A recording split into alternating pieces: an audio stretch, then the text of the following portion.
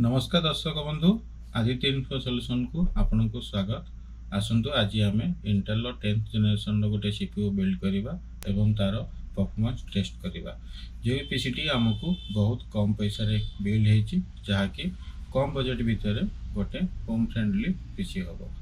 चलो वीडियो को आगु को नवा। पीसी बिल्ड पई आमे एथरे फिंगर्स रो baby glitter micro test cabinet choose करिछु। एबे रिसेंटली फिंगर्स कंपनी को लॉन्च करिछि जोथरे हमको टाइप सी कनेक्टर पोर्ट भी मिलुछि जहां हमको फास्ट डाटा ट्रांसफर पई सपोर्ट करिवो एवं एथरे हमको लो प्रोफाइल ग्राफिक्स कार्ड लगेबार स्लॉट अवेलेबल अछि। मदरबोर्ड आमे MSI रो H510 मदरबोर्ड चूज करिछु जहां हमको ऑनलाइन 5800 टंका रु नै 6900 टंका भितर पड़िबो। प्रोसेसर आमे इंटेल रो i3 10 जनरेशन चूज करिछु जहां Amazon रे बहुत प्राइसिंग हाइक अछि बट अदर ऑनलाइन प्लेटफॉर्म हो नाइ तो ऑफलाइन रे हमको 7500 टंका रु नै 9000 टंका भितर अवेलेबल रहिबो। देन जिबा आमे रैम पई रैम आमे DDR4 2666 मेगाहर्ट्ज रो रैम चूज करिछु जहां हमको ऑनलाइन 1400 टंका रु नै 1600 टंका भितर पड़ी जिवो। देन आमे SSD चूज करिबा। SSD हमको 1350 टंका रु 1600 टंका भितर आसी। चलंतु एबे पीसी बिल्ड करि नबा।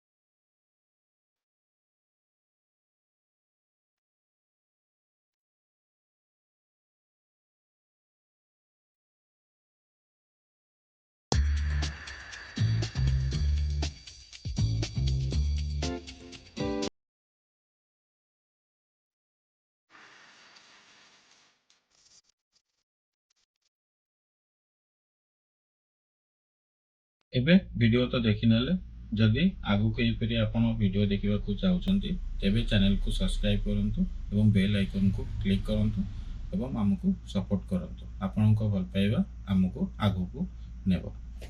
धन्यवाद।